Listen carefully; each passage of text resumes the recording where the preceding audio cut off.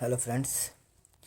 तो आज हम बात करेंगे क्या अनबॉर्न चाइल्ड जो होता है, जो बच्चा जन्म नहीं लिया होता, जो बच्चा माँ के गर्भ में होता है, क्या उनको प्रॉपर्टी ट्रांसफ़र किया जा सकता है या नहीं किया जा सकता। ठीक है, आज हम इसके बारे में जानेंगे और इसके बारे में एक दो मैं आपको कुछ फ़ोटो भी सेंड कर दूंगा, लिखा हुआ रहेगा ताकि आपको समझने में आसानी होगा।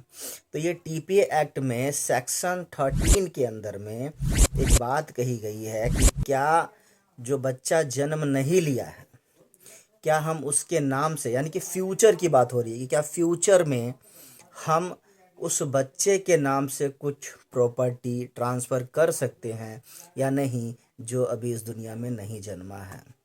क्या पॉसिबल है? तो सबसे पहले अजन्मे बच्चे को प्रॉपर्टी ट्रांसफ़र नहीं किया जा सकता। सिंपल भाषा में समझिए, जिस बच्चे का जन्म ही नहीं हुआ है उसको सीधे तरीके से प्रॉपर्टी ट्रांसफ़र नहीं की जा सकती है, क्योंकि प्रॉपर्टी ट्रांसफ़र दो पार्टियों के बीच में होती है और दोनों पार्टियों को जीवित रहना ज़रूरी है। यानी कि ए ने कोई प्रॉपर्टी बी को ट्रांसफ़र किया, यानी कि ए ने कोई प्रॉपर्टी बी को ट्रांसफ़र किया, तो दोनों पर्सन जिंदा हैं। अब चूंकि अनबॉर्न चाइल्ड की मैं बात कर रहा हूँ, जो कि अभी जन्म ही नहीं लिया है, तो उसको कैसे करेंगे, उसी के बारे में हम लोग जानते हैं। ठीक है, तो वीडियो को आप लोग कंटिन्यू देखते रहें ताकि आपको पता चले कि अनबॉर्न चाइल्ड को टीपीए एक्ट के तहत, यानी कि ट्रांसफ़र ऑफ प्रॉपर्टी एक्ट 1882 के तहत सेक्शन 13 में यह दिया हुआ है कि क्या जब कोई बच्चे का जन्म नहीं हुआ है तो क्या हम उसको प्रॉपर्टी ट्रांसफ़र कर सकते हैं या नहीं कर सकते हैं। तो शुरू करते हैं। ठीक है, यहाँ पे बात आता है अनबॉर्न चाइल्ड का, यानी कि जो बच्चा जन्म नहीं लिया हुआ है। ठीक है, मान लीजिए ए ने बी को कोई प्रॉपर्टी दिया। अब ए, आप किसी को भी रख लो, ए ने बी को कोई प्रॉपर्टी दिया, उसके जीवन काल तक के लिए ट्रांसफ़र कर दिया कि भाई ये मैं तुम्हें जीवन काल के लिए दे रहा हूँ, मैं इस प्रॉपर्टी का तुमको जो यूज़ करना वो यूज़ करो, लेकिन तुम बेचोगे नहीं। ठीक, अब वो उस प्रॉपर्टी के लिए, उस प्रॉपर्टी पे चाहे वो अपना घर बना कर रहे, चाहे 5 माले बना के किराया लगा के रहे, चाहे उस पर खेती करके पैसा कमाए, चाहे जैसे भी कमाए। ठीक है, वो उसे कमा के अपना, जब तक वो जीवित है तब तक है। ठीक, चाहे वो फीमेल हो चाहे हस्बैंड वाइफ हो, चाहे ए ने किसी हस्बैंड वाइफ को दिया तो ए किसी को तो देगा, तो जो हस्बैंड वाइफ को दिया या किसी वाइफ को दिया, चाहे किसी को। अब सिंपल सी बात के लिए मैं आपको कह देता हूँ कि मैंने अपने प्रॉपर्टी को अपनी वाइफ के नाम से ट्रांसफ़र कर दिया और मैंने बोला ये प्रॉपर्टी तुम अपने पास रखो और इस पे तुमको जो करना है वो करो, लेकिन तुम बेच नहीं सकते। ठीक, अब वो क्या करेगी, उस प्रॉपर्टी पे उसने खेती करवाया, चाहे किसी से मजदूरी करवाया, चाहे उस पर कोई भी काम करवाया और उससे वह इनकम कमा रही है और उससे उसका जीवन काल चल रहा है। लेकिन जब वह माँ बन जाती है और उसके पेट में जब बच्चा रहता है तो क्या होता है कि अब बात हो जाती है अनबॉर्न की। तो जब इसकी जब वो जब इसका जो जीवन काल का जो होता है, जो ये समाप्त हो जाता है, ठीक है, और उसके मरने के समय अगर वह बच्चा इस दुनिया में आ जाता है तो वह एटलीस्ट जो प्रॉपर्टी होती है वो ट्रांसफ़र हो जाती है उसके बच्चे में।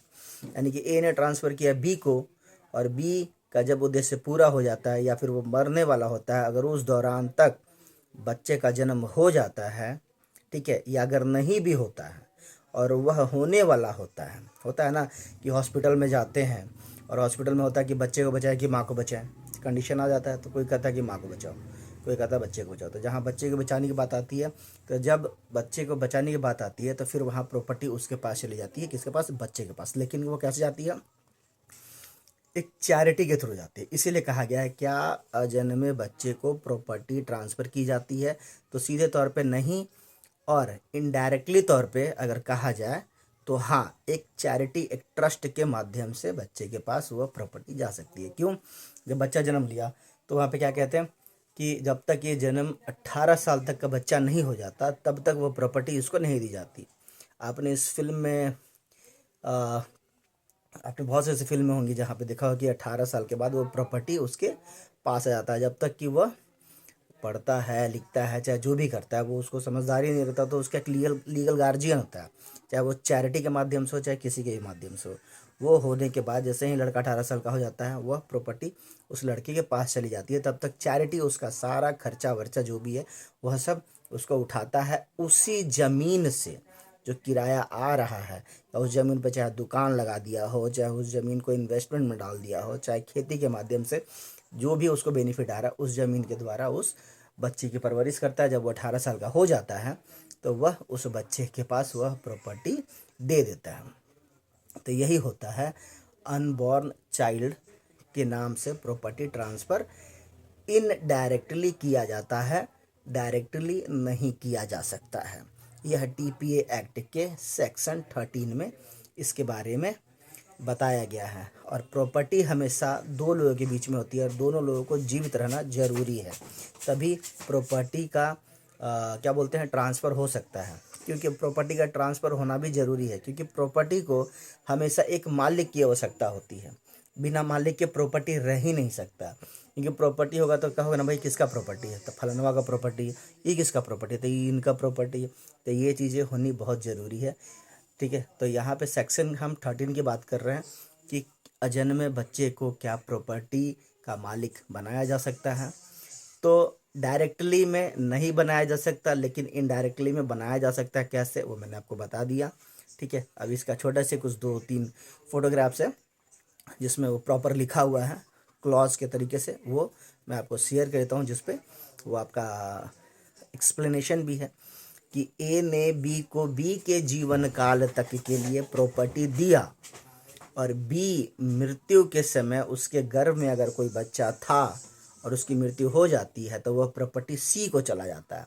लेकिन अगर सी भी मर जाता है तो जो प्रॉपर्टी है वो वापस ए को ही चली जाएगी। समझे आप, ए के पास कोई प्रॉपर्टी बी के पास आई, और बी मरते समय बेबी था उसका, तो बेबी अगर हो गया तो ठीक है, और बेबी नहीं हुआ, मर गया, तो वापस जो अगर हो गया तो सी हुआ, तो सी के पास प्रॉपर्टी गई। लेकिन अगर सी जो बेबी नहीं हुआ, तो जो सी हुआ अगर वो मर गया तो ये प्रॉपर्टी वापस ए के पास चली जाएगी। तो इसका अस्तित्व यहीं ख़त्म हो जाएगा।